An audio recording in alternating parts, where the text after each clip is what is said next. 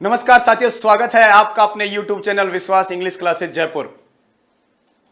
प्यारे विद्यार्थियों, जैसा कि आप सबको पता है, विश्वास English classes Jaipur YouTube channel वो प्लेटफॉर्म है जहां पे आपको अंग्रेजी से रिलेटेड सभी एग्जाम से related, it may be grade first, grade second, grade third, SSC, LDC, junior accountant, जो भी इंग्लिश से रिलेटेड जितने भी एग्जाम्स हैं उन सब के बारे में जो तैयारियां हैं, एग्जाम पैटर्न है, उसका सिलेबस सब बताया जाता है और कुछ ऐसे टॉपिक्स जो कंटेंट टफ लगते हैं किसी भी पार्ट में, उनको भी डिस्कस किया जाता है। आज मैं स्पेशल जो चीज लेके आया हूं, जो टॉपिक लेके आया हूं, ग्रेड फर्स्ट के बच्चों के लिए लेके आया हूं। हालांकि इसका कुछ पार्ट जो है वो ग्रेड सेकंड के बच्चों के लिए भी इंपॉर्टेंट है। ग्रेड सेकंड के बच्चे भी उसको देख सकते हैं, उनके लिए भी इंपॉर्टेंट होगा। प्यारे विद्यार्थियों, एक बात मैं आपको बताना चाहता हूं। When you will see the syllabus of grade first का अगर आप सिलेबस देखेंगे, then you will find out, suppose कि लिखा गया है कहीं एक फ्रांसिस बेकन और लिखा गया ऑफ स्टडीज। ध्यान से सुनना, it's very important point that I am trying to explain you. बहुत इंपॉर्टेंट पॉइंट है जो आपको बताना चाह रहा हूं मैं, और इस पॉइंट को आप समझ जाएंगे तो काफी कुछ दिक्कतें आपकी पहले ही कवर अप हो जाएंगी, समझ में आ जाएंगी। जैसे ऑफ स्टडीज दिया गया है, उसके राइटर हैं फ्रांसिस बेकन, यानी एसेस्ट हैं फ्रांसिस बेकन। तो प्यारे विद्यार्थियों, हमें फ्रांसिस बेकन को नहीं पढ़ना है, हमें ऑफ स्टडीज को पढ़ना है। इसका मतलब अवर focus must be on particular text, not on the writer. हमारा फोकस जो है वो राइटर पे ना होके उस पर्टिकुलर टेक्स्ट पे होना चाहिए।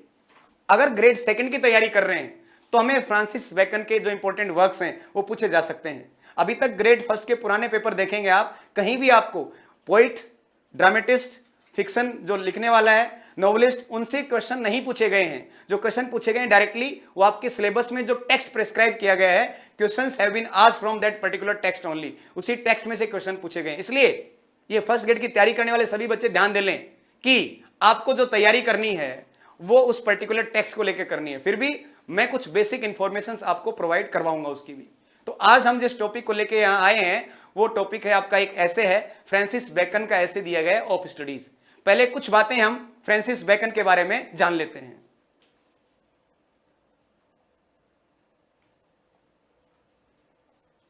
फ्रांसिस बेकन, ये देखिए जो फ्रांसिस बेकन है,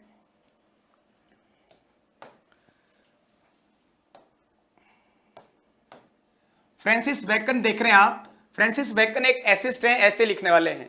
देखिए, आप अगर ऐसे के बारे में जानना चाह रहे हैं, थोड़े ऐसे की भूमिका बता देता हूं मैं आप कि ऐसे जो है इसका उद्भव कैसे हुआ, कैसे ऐसे इसका एग्जिस्टेंस कैसे बना, ऐसे की कैसे कैटेगरी बनी, वो सारी आप समझिए। ये जो वर्ड ऐसे है, इस ऐसे को सबसे पहले जिस व्यक्ति ने लिखा उस व्यक्ति का नाम है माइकल डी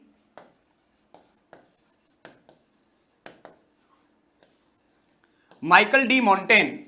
माइकल डी जो मोंटेन है एक फ्रेंच राइटर हैं। माइकल डी मोंटेन एक फ्रेंच राइटर हैं। इन्होंने अपना एक वर्क लिखा जिस वर्क का नाम है एसेइज। इन्होंने एक वर्क लिखा जिसका नाम है एसेइज। इसकी लगभग 1580 में ये पब्लिश हुआ। तो सबसे पहले जो वर्ड ऐसे है ये निकल के कहां से आया? सबसे पहले इसको यूज करने वाले कौन थे?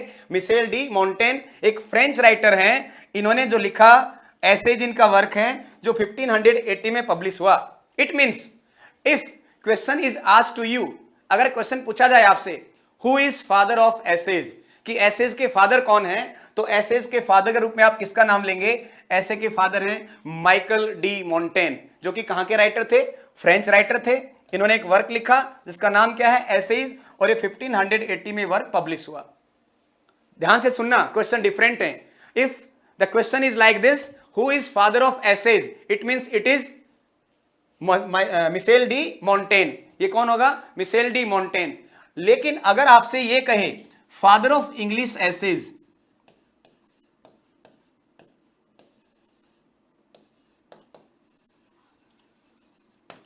फादर ऑफ इंग्लिश एसेज, कि इंग्लिश एसेज के फादर कौन है, तो यहां आपका आंसर चेंज हो जाएगा। इसका आंसर होगा फ्रांसिस बेकन।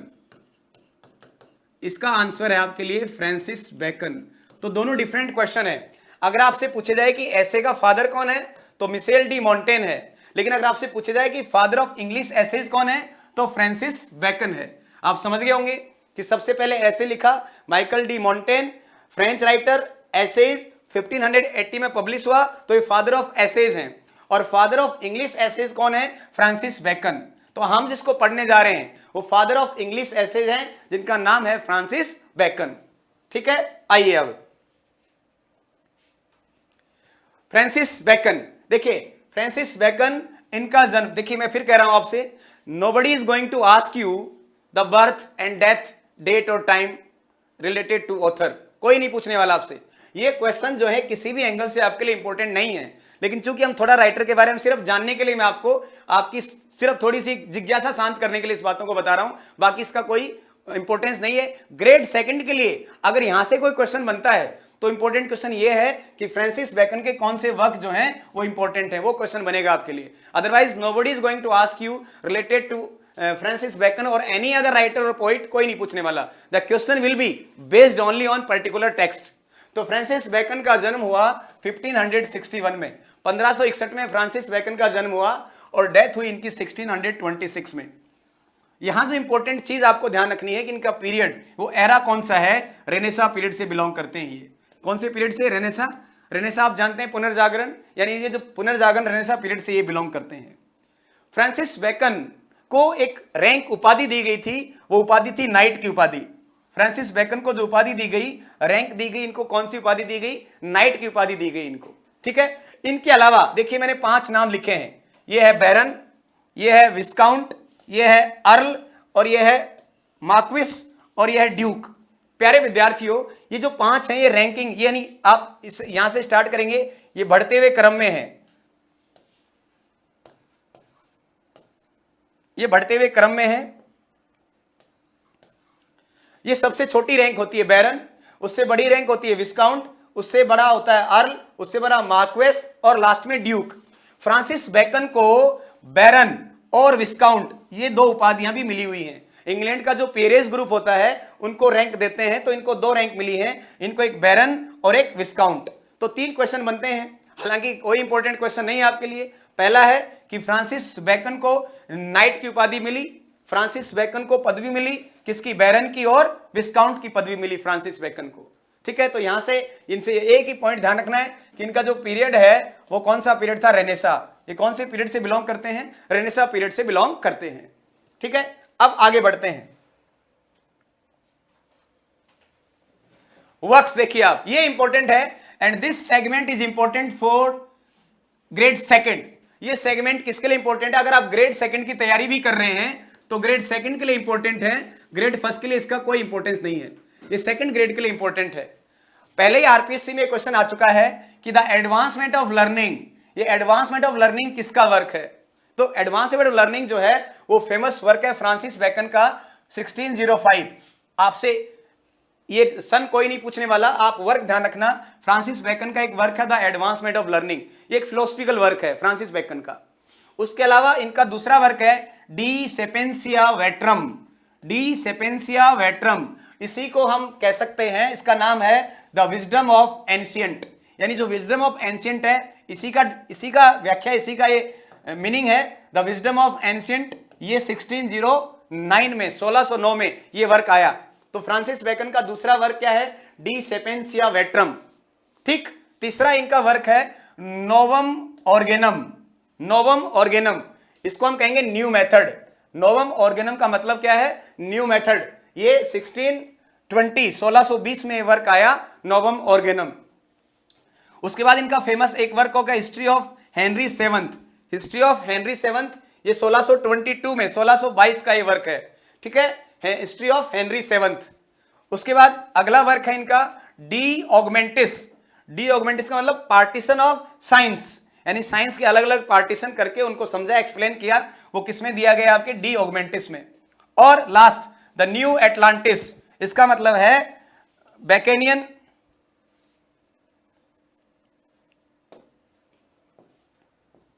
बेकेनियन यूटोपिया।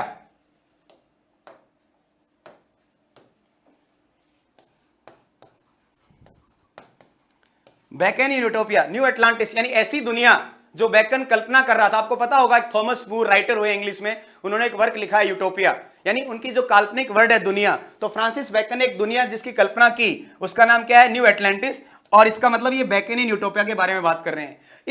इनमें से ये क्वेश्चन पहले ही सेकंड ग्रेड में पूछा जा चुका है, हो सकता है इनमें से कोई वर्क आपको पूछ ले फ्रांसिस बेकन का, तो आप इनको याद कर लेना। ये वर्क इनमें से कोई ना कोई वर्क पक्का। Note, it is not important for grade first, it is important for grade second.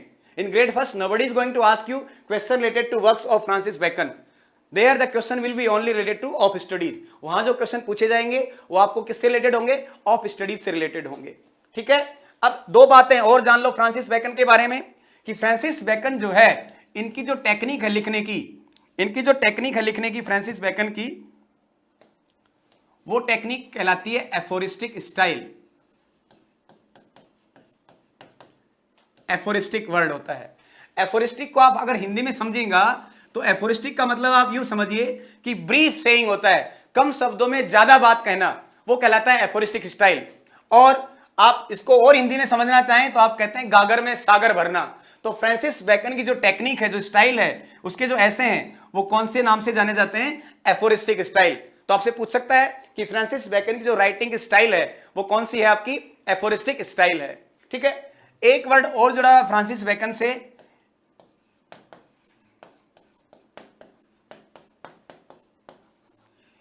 Empiricism. Empiricism का मतलब होता है रिलेटेड टू एक्सपीरियंस,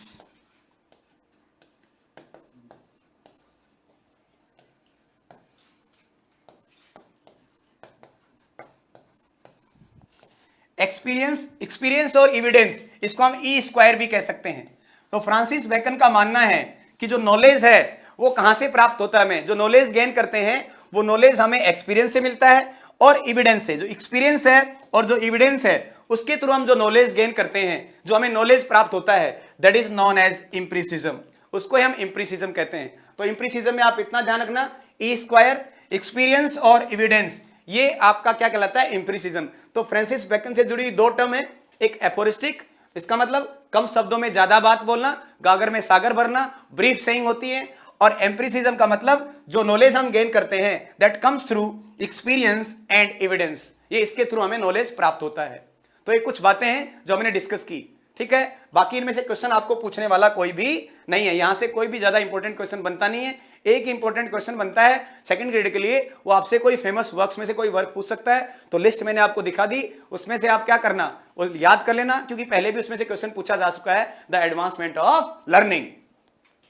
ठीक है, अब हम आगे बढ़ते हैं हमारे ऐसे की तरफ। हम जिस ऐसे को पढ़ने वाले हैं वो ऐसे है ऑफ स्टडीज।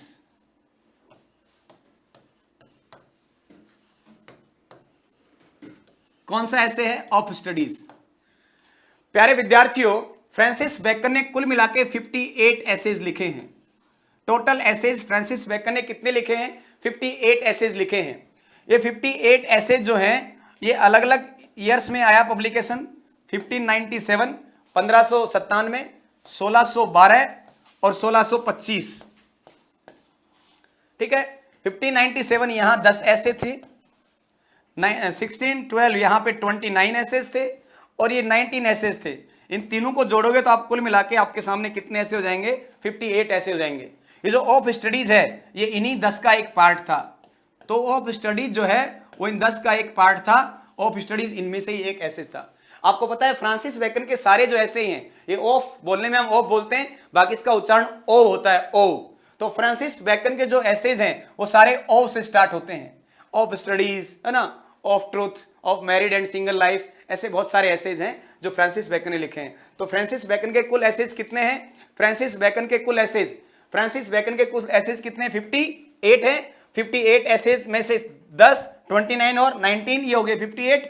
ऑफ स्टडीज कब आया आपका, 1597 में आ गया। बाकी लास्ट में एनलार्ज जो पब्लिकेशन था बड़ा, उसका भी वो हिस्सा था। टोटल लास्ट में इकट्ठे होते गए ऐसे। तो यहां तक की सारी बातें हो गई। आप इसको वापस से देखना चाहें तो देखिए, मैंने सारी बातें आपको समझा दी है।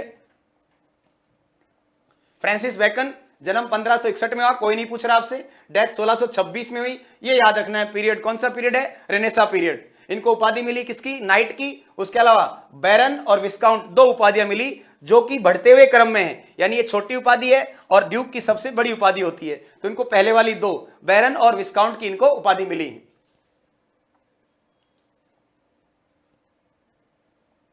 Works, the advancement of learning, de Sapientia Veterum, Novum Organum, history of Henry seventh, de Augmentis और न्यू एटलांटिस। ये मैंने लिखा है ऊपर, सेकंड ग्रेड के बच्चों के लिए इंपॉर्टेंट है, इसको सेकंड ग्रेड के बच्चे ध्यान से देख सकते हैं, फर्स्ट ग्रेड के लिए इंपॉर्टेंट नहीं है ये। दो वर्ड बता दिए मैंने। एफोरिस्टिक का मतलब गागर में सागर भरना, कम शब्दों में ज्यादा बात बताना, वो क्या कहलाता है आपको? Aphoristic style. Empiricism, that knowledge comes through experience and evidence, ठीक है। ऑफ स्टडीज कुल मिला के 3 कैटेगरी थी, 1597, 1612, 1625, 10 ऐसे यहां है, 29 ये, 19 ये, टोटल 58 हैं। ऑफ स्टडीज पहली बार 1597 में ही आ गया था, हालांकि लास्ट में सारे इकट्ठे ऐसे 1625 में पूरा ग्रुप था जिसमें ये भी उसका हिस्सा था, लेकिन पहली बार ये 1597 में ही आ गया था।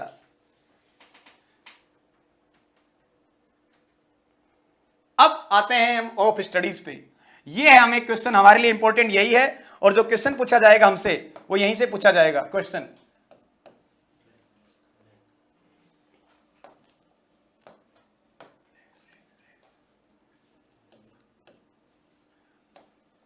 ग्रीन, ठीक है।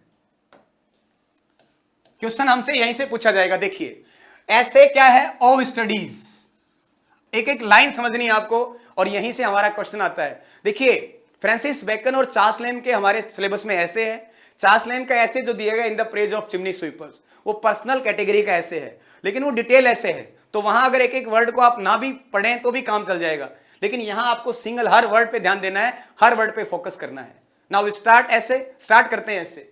Studies serve for delight, ornament and ability. Studies serve for delight, ornament and ability. Francis Bacon is saying the studies serve us in 3 categories. 3 categories में स्टडी हमको सर्व करती है। कैसे? सबसे पहले हमें स्टडी करती है क्या? डिलाइट देती है, डिलाइट।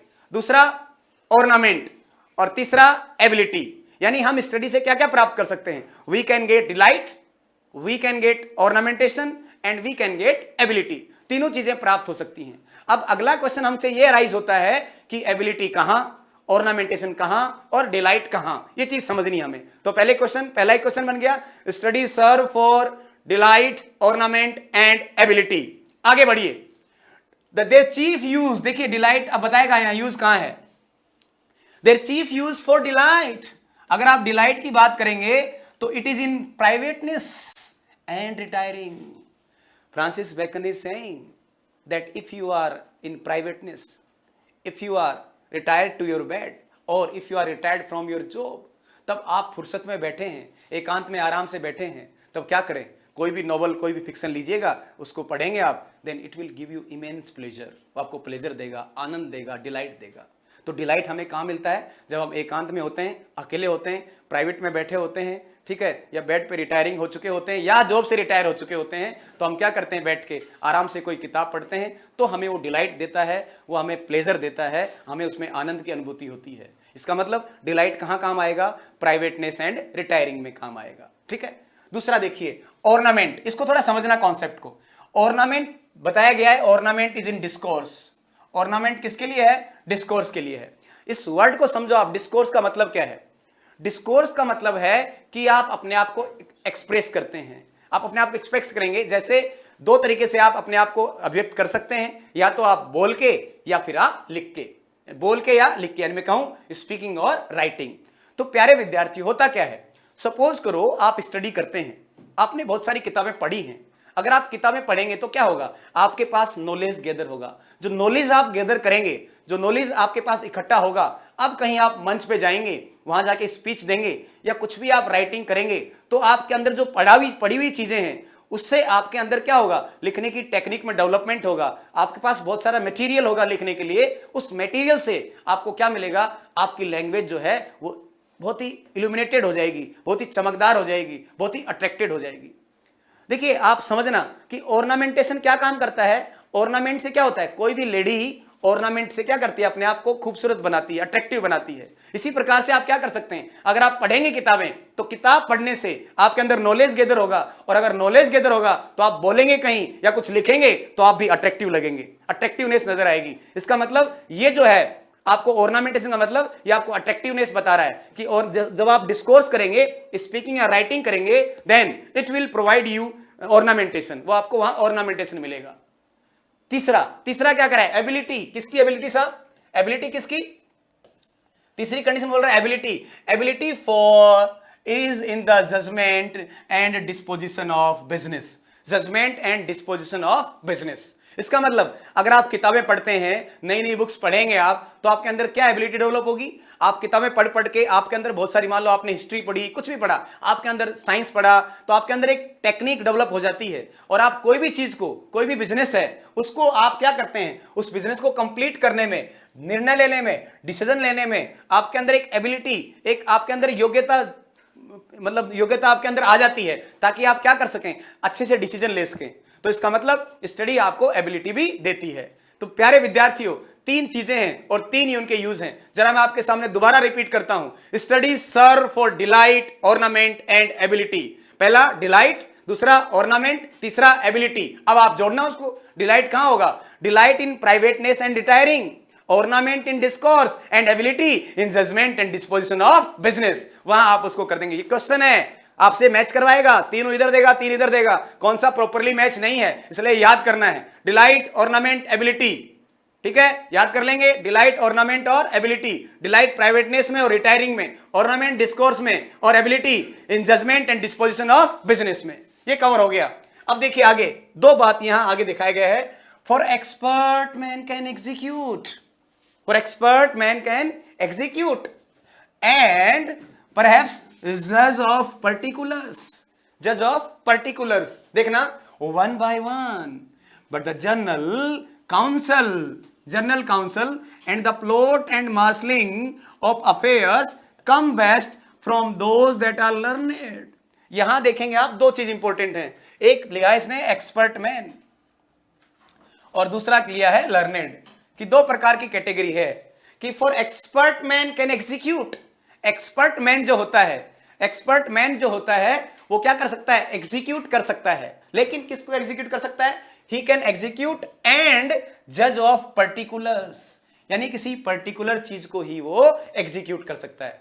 अरे भाई सीधी सी बात से, सीधा समझो मेरी बात, सीधी सीधी बात ये है कि अगर मान लो कोई डॉक्टर है, मान लो कोई डॉक्टर है, इसका मतलब वो मेडिकल लाइन का एक्सपर्ट है। अब थे कोई डॉक्टर ने अगर ये कहोगे साहब जाके ब्रिज बना दो, पुल बना दो, बना देगा क्या?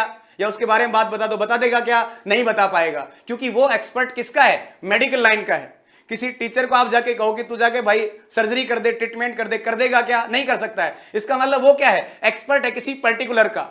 तो अगर वो सर्जरी करेगा तो गया जिसकी सर्जरी करी है वो, और पुल बना दिया डॉक्टर ने तो पुल भी गया। इसका मतलब क्या हुआ? इसका मतलब एक्सपर्ट मैन कर तो सकता है, लेकिन जो चीज उसको आती है वो ही कर पाएगा। यानी डॉक्टर सर्जरी कर सकता है और टीचर पढ़ाई सकता है, वो उसी को पर्टिकुलर काम को कर सकता है। तो यही कह रहा है ये बैकन कि expert man can execute, expert execute तो कर सकता है और जज हो सकता है वो किसका? पर्टिकुलर्स का। यानी जिस चीज को जानता है उसी चीज का जज हो सकता है। लेकिन सुनना आगे क्या बोल रहा है कि जो व्यक्ति, बट द जनरल काउंसिल, लेकिन अगर कभी जनरल काउंसिलिंग की बात आती है, and the plot and marshalling of affairs come best from that are learned. मान लो कोई जनरल काउंसलिंग की बात आती हो और सामान्य किसी काम को करने की बात आती हो, तो उस चीज में लर्नेड व्यक्ति जो होता है, पढ़ा लिखा व्यक्ति जो होता है, वो ज्यादा कामयाब होता है, क्योंकि वो अलग अलग चीजें पढ़ता है, उसको थोड़ा थोड़ा ज्ञान सारा मिल जाता है अलग अलग। तो उससे क्या होगा? वो जनरल काउंसिल का एक्सपर्ट बन जाएगा और जनरल काउंसलिंग में वो बहुत ही परफेक्ट होता है। तो दोनों में, दो व्यक्तियों में कंपेरिजन किया गया है,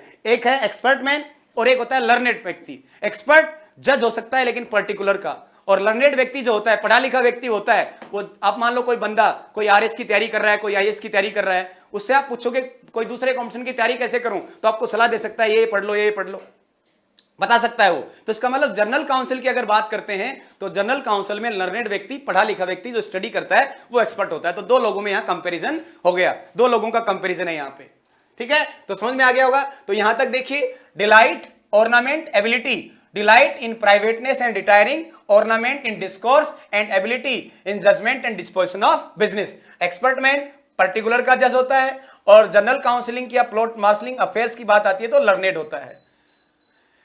यहां से आगे, अब इससे आगे अगला जो पॉइंट पढ़ने से पहले मैं आपको बता देता हूं क्या कहना चाहता है फ्रांसिस बेकन। फ्रांसिस बेकन कहता है कि हमने जो देखा कि स्टडी हमें 3 तरीके से सर्व कर रही है, डिलाइट, ऑर्नामेंट एंड एबिलिटी। अगर आप इन तीनों चीजों को एक्सेस में ले जाएंगे, एक अति तक ले जाएंगे, ज्यादा अति तक उसको पहुंचा देंगे, तो ये जो चीजें पॉजिटिव थी आपके लिए, जो डिलाइट था आपके लिए, जो ऑर्नामेंटेशन था आपके लिए, जो एबिलिटी थी आपके लिए, प्यारे विद्यार्थियों, फ्रांसिस बेकन कह रहा है उन तीनों के नेगेटिव इंपैक्ट आ जाएंगे, उन तीनों के नेगेटिव असर आ जाएंगे। और वो नेगेटिव इंपैक्ट क्या क्या आएंगे वो ये बता रहा है। पहला क्या कहता है, देखिए, to spend too much time in studies. अगर आप स्टडीज पे ज्यादा टाइम इन्वेस्ट करेंगे, आप अगर मान लो भाई, अरे सीधी सी बात यही है, देखो मेरी बात सुनो, अगर मान लो आपका मन करता है कि आप मूवी देखना पसंद करते हैं, तो आपने क्या किया, साहब सुबह मूवी देख ली, चलो अब दोपहर में भी देख लेता हूं, शाम को भी देख लेता हूं, रात को भी देख लेता हूं, फिर अगले दिन फिर देख लेता हूं, 2 दिन ही देखोगे फिर नहीं देखोगे, धीरे धीरे लगेगा छोड़ यार काहे की मूवी है। समझ में आ गई बात? तो यही कंडीशन है कि अगर आप क्या करोगे, आप डिलाइट के लिए पढ़ रहे हो नोवेल को, सुबह से लेके पढ़ रहा हूं, शाम को पढ़ रहा हूं, रात को पढ़ रहा हूं, अगले दिन पढ़ रहा हूं, तो पढ़ना पढ़ना पढ़ना पढ़ना, मामला क्या होगा, उल्टा हो जाएगा। It will create monotonous, it will create boredom, bore होने लग जाओगे। तो फ्रांसिस बेकन कह रहा है भाई, जो स्टडी आपको डिलाइट दे रही थी प्राइवेटनेस और रिटायरिंग में, अब आप ज्यादा पढ़ोगे तो आपको बोर बना देगी, मोनोटोनस बना देगी, बोरिंगनेस महसूस करने लग जाओगे। इसलिए अति पे नहीं जाना है, ठीक है। नॉर्मल लेवल पे रहोगे तो डिलाइट देगी, ऊपर चले जाओगे तो स्लोथ में क्रिएट हो जाएगी। यानी कहने का मतलब यहां आप देखो, डिलाइट प्राइवेटनेस एंड रिटायरिंग, लेकिन एक्सेस में करोगे तो स्लोथ हो जाएगा। ये यहां बताना चाह रहा है फ्रांसिस बेकन।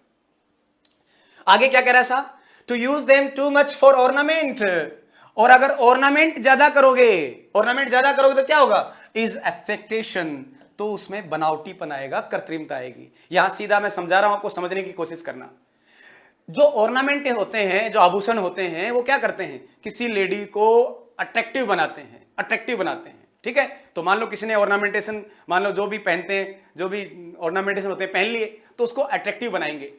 अब आप सोचो जरा, इतने सारे ऑर्नामेंट पहन ले लेडी कि केवल और केवल ऑर्नामेंट ही दिखे और लेडी गायब हो जाए, तो क्या होगा बताओ। वो ऑर्नामेंटेशन का मतलब क्या है, अब आपने कई जगह मेकअप करती है लेडी, तो मेकअप कर लिया इतना मेकअप कर लिया कि मेकअप करने के बाद में शक्ल तो दिखती नहीं है, केवल मेकअप ही मेकअप दिख रहा है, तो फिर क्या लगेगा, आपको देखते पता लग जाएगा बनावटी है।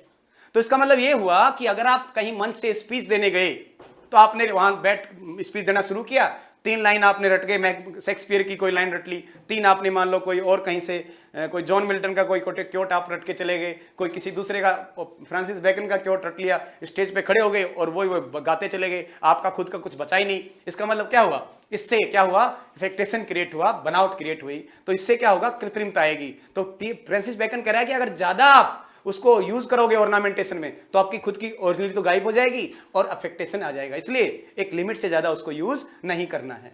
तो ये क्या है आपका अफेक्टेशन का मतलब, यहां आर्टिफिशियलिटी है, बनावट से है, ठीक। तीसरा, to make judgment wholly by their rules. तीसरा कह रहा है कि आपको स्टडी एबल बनाती है। किस बात के एबल बनाती है, स्टडी आपको एबल बनाती है कि आप judgment and disposition of business में उसका काम ले सके। आपने पढ़ाई की है तो आप उसको यूज ले सके। लेकिन आप क्या करते हैं, कई बार देखते हैं, मान लो किसी को कोई अधिकारी है, मान लो कोई ऑफिसर है, उसने कोई रूल बुक पढ़ी, नियम पढ़ा कि ऐसे ऐसे बस ये है, मैं तो इससे ना इधर जाऊं ना इधर जाऊं, ऐसा संभव नहीं है। अगर ऐसा करेगा वो, तो कई बार इंसान को परिस्थिति के हिसाब से फैसला लेना पड़ता है। तो आपने कहा कि नहीं मैंने तो फला किताब में ऐसा ही पढ़ा है, and my judgment will be according to that rule only, तो ऐसा संभव नहीं है। अगर आप ऐसा करेंगे कि किताब में पढ़ा हुआ, यानी उस किताब में मैंने ऐसा पढ़ा था, ऐसा किया था वहां, तो मैं भी ऐसा करूंगा, हर जगह ऐसा इंप्लीमेंट नहीं होता है। कभी कभी आपको खुद को अपने डिसीजन भी लेने होते हैं। तो कहते हैं अगर आप टोटली रूल्स को फॉलो करते हुए, हर चीज में उसी को फॉलो करते हुए, बुक्स को फॉलो करते हुए, उसका फॉलो करते करते डिसीजन लेंगे, तो क्या होगा, लोग कहेंगे इसको आता जाता कुछ नहीं है, किताबों से पढ़ता है और बस वहीं से लाके चीजें हमारे सामने इंप्लीमेंट कर देता है। It will be humour of a scholar. इस प्रकार से एक पढ़े लिखे व्यक्ति का मजाक होगा, ह्यूमर होगा। तो कहता है कि हमें मजाक नहीं बनना है, हमें उसको ज्यादा एक्सेस में हर जगह यूज नहीं करना है। यानी यहां अगर आप समझें तो स्टडी के क्या बताएं आपको, एक्सेस वाली कंडीशन बताई है कि चीजें कहां आपके लिए एक्सेस हो जाती हैं। और अगर तीनों कंडीशन में जो स्टडी आपको एक्सेस में ले जाओगे, तो जो पॉजिटिव चीज थी that will convert into negative, वो किस में कन्वर्ट हो जाएगी, नेगेटिव में कन्वर्ट हो जाएगी। तो यहां आपके सामने कितने क्वेश्चन बन गए, 8-10 पॉइंट क्लियर हो गए। पहला वापस बता रहा हूं, सर्व करती है 3 तरीके से, डिलाइट, ऑर्नामेंट, एबिलिटी। अब वापस देखेंगे डिलाइट कहां पे है, प्राइवेटनेस एंड रिटायरिंग, ऑर्नामेंट कहां है, डिस्कोर्स, एबिलिटी कहां है, in judgement and disposition of business. Clear है। दूसरा, दो लोगों में कंपेयर किया, एक्सपर्ट मैन, एक्सपर्ट मैन कौन हो सकता है, expert man can execute but जज ऑफ पर्टिकुलर्स का जज हो सकता है, लेकिन जो लर्नेड होता है वो जनरल काउंसिलिंग में और plot and marshalling of affairs में वो ज्यादा बढ़िया तरीके से काम कर सकता है। उसके बाद अगर हम स्टडी को एक्सेस में ले जाएंगे तो डिलाइट जो था वो हमारा किस में कन्वर्ट होगा, स्लोथ में। जो हमारे लिए ऑर्नामेंट का काम कर रहा था वो हमारे लिए किसमें कन्वर्ट हो जाएगा, अफेक्टेशन में, आर्टिफिशियलिटी में। और जो हमारे लिए एबिलिटी बना था judgment and disposition of business में, वो किसमें कन्वर्ट हो जाएगा, that will convert into humour of a scholar, उसमें कन्वर्ट हो जाएगा। आई थिंक यहां तक आपको सब कुछ क्लियर है। ठीक है, आगे बढ़ते हैं। आगे देखिएगा, they perfect nature and are perfected by experience से, ठीक है। For natural abilities are like natural plants that need pruning by study। देखिए क्या कह रहा है फ्रांसिस बेकन, कह रहा है आगे, क्या कह रहा है ये पे, they perfect nature and are perfected by experience। For natural abilities are like natural plant, कि जो हमारी नेचुरल एबिलिटीज होती हैं वो नेचुरल प्लांट की तरह होती हैं। प्लांट को आप क्या करते हैं, प्रोइनिंग करते हैं। प्रोइनिंग वर्ड लिखा है ना, प्रोइनिंग।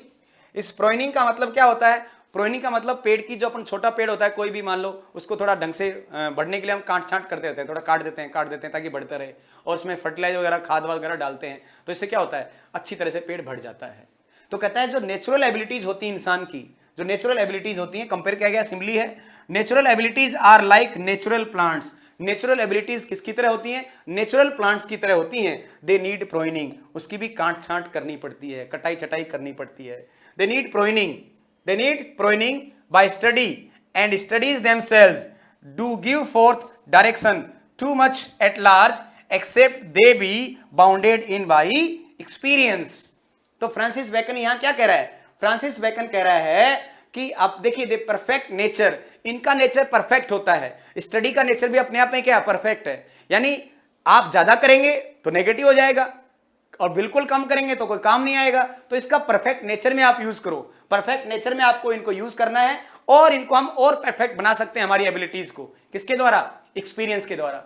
मान लो कुछ आपने पढ़ा, कुछ एक्सपीरियंस किया, पढ़ा, उसको इंप्लीमेंट करके देखा, एक्सपीरियंस किया, इसका मतलब क्या हुआ, इसमें धीरे धीरे आप अपने आप ही क्या करते जाएंगे, ग्रो करते जाएंगे और आपका डेवलपमेंट होता जाएगा। इसका मतलब इनका नेचर परफेक्ट होता है, और परफेक्ट हम बना सकते हैं किससे, एक्सपीरियंस से। क्यों, क्योंकि जो नेचुरल एबिलिटीज होती हैं वो नेचुरल प्लांट की तरह होती हैं, इनको भी क्या है, प्रोइनिंग की जरूरत पड़ती है, कटाई छटाई की जरूरत पड़ती है। यानी हम हमारी एबिलिटीज को बढ़ाने के लिए जिस प्रकार से पेड़ों को हम काट छाट के, खाद वाद डाल के उसको हम क्या बनाते हैं, पेड़ को अच्छा तरह से ग्रोथ होने में हेल्प करते हैं, ठीक उसी प्रकार स्टडी के द्वारा हम हमारी नेचुरल एबिलिटीज को भी बढ़ा सकते हैं, और एक्सपीरियंस के द्वारा हम उनको और परफेक्ट कर सकते हैं। स्टडी के द्वारा हम उनको और परफेक्ट कर सकते हैं, और परफेक्ट किया जा सकता है।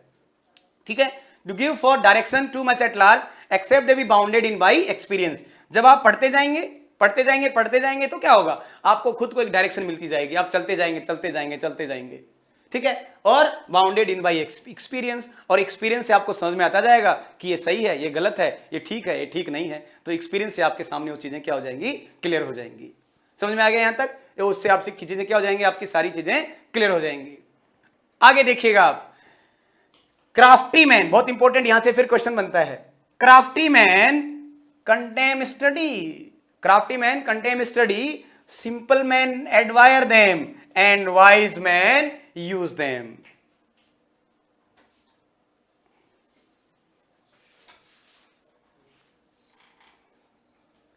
देखिए यहां से पहले की बात, अगले पेज में आएगा वो। देखिए क्या है, क्राफ्टी मैन कंडेम स्टडीज। जो क्राफ्टी आदमी होता है, चालाक आदमी होता है, धूर्त आदमी होता है, यहां के दो सेंस हैं, दो मीनिंग है, आप समझने की कोशिश करना, मैं समझाने की कोशिश करता हूं। जो क्राफ्टी मैन होता है वो स्टडी को कंडेम करता है। वैसे क्राफ्टी मैन यहां किसके लिए इस्तेमाल किया गया, एक्चुअली क्या है, देखिए जो रिलीजियस लोग होते हैं, पादरी वगैरह, चर्च के लोग जो होते हैं, वो क्या करते हैं, उनका अंधविश्वास चलता रहे, उनको पता है लोग अगर पढ़ेंगे, किताबें स्टडी करेंगे तो क्या हो जाएगा। अगर आप किताबें बुक्स स्टडी करोगे तो क्या होगा, आप समझ जाओगे कि वो जो बता रहे हैं, जो ये रिलीजियस लोग, चर्च के लोग, जो पादरी लोग जो बता रहे हैं, वो चीजें क्या हैं, वो धूर्त हैं, चालाक वाली बातें बता रहे हैं। इसका मतलब क्राफ्टी मैन हमेशा मना करेगा कि पढ़ना नहीं है। जो क्राफ्टी मैन चालाक आदमी होता है उसको पता है कि पढ़ने से इनको नया नया नॉलेज मिल जाएगा, इसलिए क्राफ्टी मैन हमेशा स्टडी को क्या करेगा, कंडेम करेगा, है ना, वो स्टडी को कभी भी उसको फेवर नहीं देगा। Crafty man never. Simple man admire them, और सिंपल मैन जो होता है, सिंपल मैन क्या करेगा, स्टडी को एडमायर करेगा। सिंपल मैन का मतलब समझिए, हमारी जो भीड़ है बच्चों की, किसी भी कहीं कोचिंग में सेमिनार में जाते हैं, जाके बैठ जाएंगे, गुरुजी 4-5 अच्छे अच्छे गाने सुनाते हैं, 3-4 शेर और शायरी सुना देते हैं और बच्चे तालियां बजाते हैं, बेंच बजाते हैं और खुश हो जाते हैं, क्योंकि उनको पता ही नहीं वास्तव में पढ़ना क्या है। तो सिंपल मैन होता है, उसको समझ में नहीं आता मुझे पढ़ना क्या है, तो उसको जब समझ में नहीं आएगा तो बाहर निकल के क्या कहेगा, वाह यार क्या मजा आ गया, क्या पढ़ाया सर ने, उसको पता है ही नहीं पढ़ाया क्या पढ़ाया। तो सिंपल मैन केवल क्या कर सकता है, स्टडी को एडमायर कर सकता है, क्योंकि उसको कुछ समझ में नहीं आया, वो सिर्फ एडमायर कर, हाँ यार वाह क्या बात है। मान लो किसी ने लाइन पढ़ ली, कोई क्वोटेशन पढ़ ली, कोई भी क्योट पढ़ ली, किसी की भी, कोई भी कहीं से भी कोई क्वोटेशन उठा के पढ़ लिया, मान लो कोई मैकबेथ का क्वोटेशन पढ़ लिया, है ना, what is done can not be undone, जो कर दिया सो कर दिया, वाह यार क्या लाइन है ना। और मान लो और कोई लाइन हो जाएगी, मैं there is no art to find minds construction in the face, इसका मतलब अरे वाह यार क्या लाइन लिखी है यार विलियम शेक्सपियर ने, अरे भाई मतलब पता है क्या, नहीं पता, बस सिर्फ उसको बोलने में अच्छा लग रहा है, उसको सुनने में अच्छा लग रहा है, तो ऐसा आदमी क्या करेगा, प्रशंसा कर देगा पढ़ाई की, वाह यार क्या है। तो simple man only admire, simple man admire करेगा। और क्राफ्टी मैन चालाक आदमी हमेशा स्टडी को कंडेम करेगा कि नहीं मत पढ़ो, कोई फायदा नहीं है पढ़ने में, छोड़, कोई लड़ने नहीं पड़ेगा, क्या करेगा पढ़ के, कोई काम का नहीं है, उसको पता है पढ़ लेगा तो चक्कर पड़ जाएगा, तेरे से ऊपर पहुंच जाएगा। तो क्राफ्टी मैन हमेशा क्या करता है, स्टडी को कंडेम करता है, और सिंपल मैन उसको एडमायर करता है। एंड वाइज मैन, लेकिन जो होशियार आदमी होता है, वास्तव में बुद्धिमान व्यक्ति होता है, वास्तव में जो वाइज व्यक्ति होता है, वो क्या करता है, उसको यूज करता है। देखिए अगला पेज, नेक्स्ट पेज।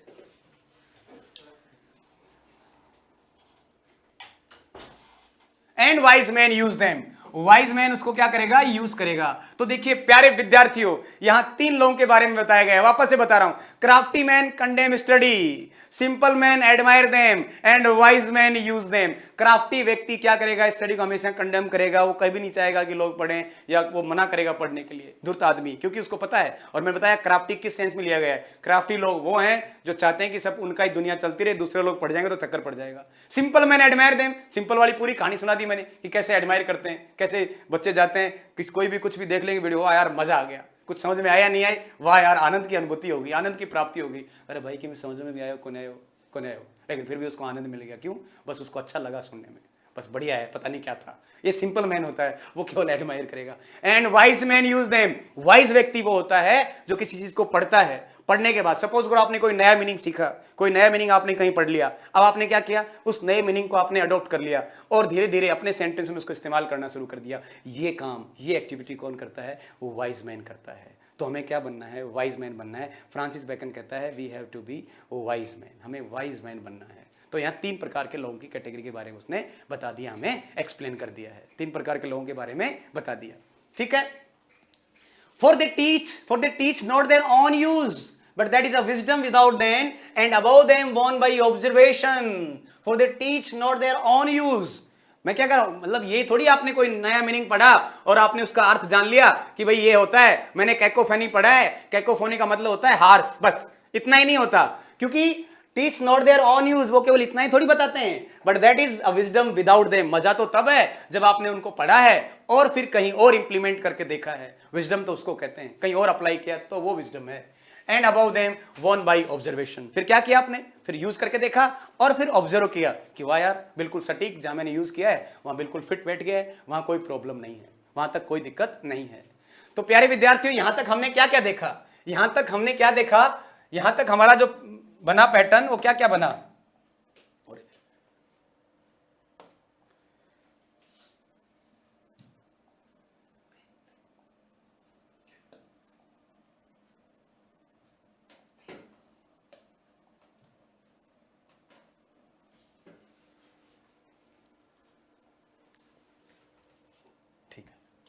ठीक है।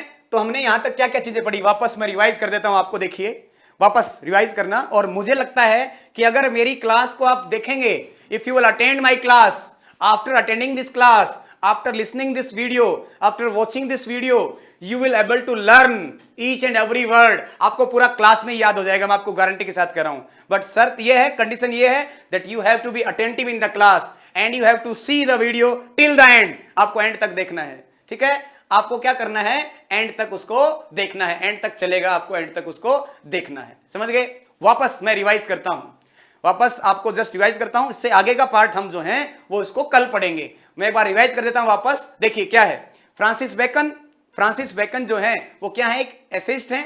फ्रांसिस बेकन रेनेसा पीरियड से बिलोंग करते हैं। फ्रांसिस बेकन को नाइट की उपाधि मिली, फ्रांसिस बेकन को बैरन की उपाधि मिली, फ्रांसिस बेकन को वेरुलम की उपाधि मिली। ठीक है, फ्रांसिस बेकन जो है वो ऐसे राइटिंग में फेमस हैं, और फ्रांसिस बेकन की जो टेक्निक है उसको हम एफोरिस्टिक स्टाइल कहते हैं, जिसका मतलब है गागर में सागर भरना। और दूसरा एम्पिरिसिज्म, इसका मतलब experience and evidence, E square, यानी knowledge comes through experience and evidence, ये भी फ्रांसिस बेकन ने ही बताया है। उसके अलावा उनके कुछ फेमस वर्क्स हैं जो आप लिस्ट मैंने दी है, आप याद कर लेना। द एडवांसमेंट ऑफ लर्निंग है, नोवम ऑर्गेनम है, द न्यू एटलांटिस्ट है, हेनरी सेवंथ है, डी सेपेंसिया है, ये सारे वर्क हैं, आप वर्क्स याद कर लेना। वर्क्स की लिस्ट आपको ग्रेड सेकंड के लिए, नॉट ग्रेड फर्स्ट। अब आते हैं जो हमने टेक्स्ट पढ़ा, यहां तक वहां को बाइफरकेट करके बताता हूं। देखिए ब्लैंक पेज पे पहुंचते हैं और देखते हैं क्या पढ़ा हमने। हमने पढ़ा सबसे पहले, फ्रांसिस बेकन ने कहा कि सर्व करती है स्टडी हमें सर्व करती है साहब। और स्टडी सर्व करती है कितने तरीके से, 3 तरीके से। याद रख लेना, यही याद हो जाएगा, तोते की तरह रटवा दूंगा, यही तोते की तरह। कंडीशन ये है कि आप क्लास में अटेंटिव रहे, समझ रहे हो क्या? तोते की तरह बोल रहा हूं, तोते की तरह। हाँ देखो, सबसे पहले मैंने बोला डिलाइट, फर्स्ट डिलाइट, सेकंड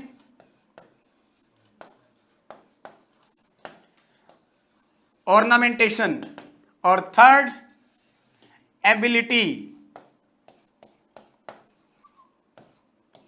ठीक है, अब हमें इसका याद करना है कि स्टडी हमें 3 तरीके से सर्व करती है, डिलाइट, ऑर्नामेंट, एबिलिटी। डिलाइट कहां?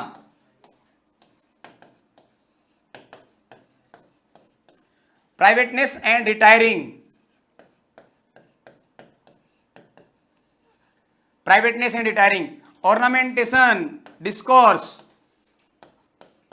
और डिस्कोर्स का मतलब बता दिया मैंने आपको, स्पीकिंग और writing. Ability, judgment and disposition of business,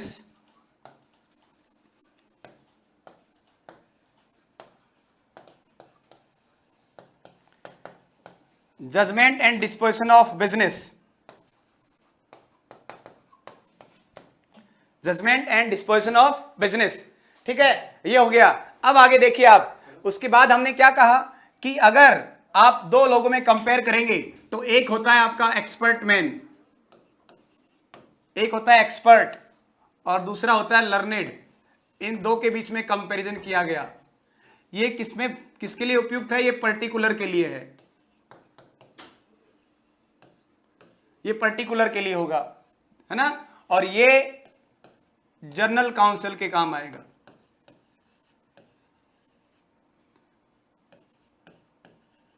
journal counselling में काम आ जाएगा। ठीक है, ये हो गया expert man, particular, learned, journal counselling में काम आएगा। जब हम बात करते हैं डिलाइट, स्टडी डिलाइट करती है प्राइवेटनेस एंड रिटायरिंग में। और अगर इसको ज्यादा करने लग जाएंगे आप स्टडी को, अगर इसको एक्सेस में, अब हम तीनों के नेगेटिव देख रहे हैं एक्सेस में, अगर डिलाइट को आप एक्सेस में ले जाएंगे तो ये स्लोथ में क्रिएट हो जाएगा। It will convert into sloth, यानी बोर्डम हो जाएगी, ये स्लोथ में कन्वर्ट हो जाएगा। और जो आपका डिस्कोर्स है, इसको अगर आप ऑर्नामेंटेशन ज्यादा करेंगे तो ये अफेक्टेशन में चला जाएगा, यानी कृत्रिमता आ जाएगी, बनावट आ जाएगी, ये अफेक्टेशन में चला जाएगा। और अगर इसमें जाएंगे, इसका नेगेटिव करेंगे तो ये क्या हो जाएगा? ह्यूमर ऑफ अ स्कॉलर हो जाएगा।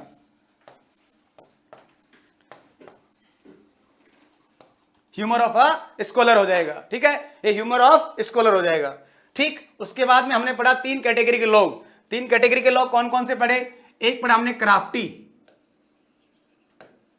पहला व्यक्ति कौन था आपका? क्राफ्टी। क्राफ्टी स्टडी को क्या करता है? कंडेम करता है। ठीक है, दूसरा व्यक्ति कौन पढ़ा हमने? दूसरा व्यक्ति हमने पढ़ा कौन सा? सिंपल। सिंपल स्टडी को क्या करता है? एडमायर करता है। ठीक, तो क्राफ्टी कंडेम करेगा, सिंपल एडमायर करेगा। और तीसरी कैटेगरी पढ़ी हमने वाइज। वाइज स्टडी को क्या करेगा? यूज करेगा। वाइज स्टडी को क्या करेगा? यूज करेगा। तो ये सारा जो भी हमने पढ़ा उसको मैंने आपको सामने रिप्रेजेंट करके रख दिया है। उसके अलावा आपको मैंने बताया कि natural abilities are like natural plant. Natural abilities जो होती है नेचुरल प्लांट की तरह होती है, दे नीड प्रोइनिंग, उनको प्रोइनिंग की जरूरत पड़ती है। ठीक है, और हम कोई चीज पढ़ते हैं तो केवल वही नहीं पढ़ना है, उसको हम इंप्लीमेंट करके भी देखेंगे, यूज करके भी देखेंगे, और सही है गलत ये हम ऑब्जर्वेशन से सीख जाएंगे। तो प्यारे विद्यार्थियों, मुझे लगता है कि ये जो सेगमेंट है, जो मैंने जितना पढ़ाया आपको, ये आपको बहुत ही यूजफुल लगेगा और आपको सारी चीजें याद हो गई होंगी, लर्न हो गई होंगी, आपके दिमाग में आपके लिए अर्न भी हो गई होंगी। ठीक है, तो आप इन चीजों को ढंग से देख लीजिएगा। इसका अगला पार्ट जो है बचा हुआ वीडियो में आपके सामने बाद में लेके आऊंगा। But one thing that is very important for you, I am again and again telling you that you should not focus on writer.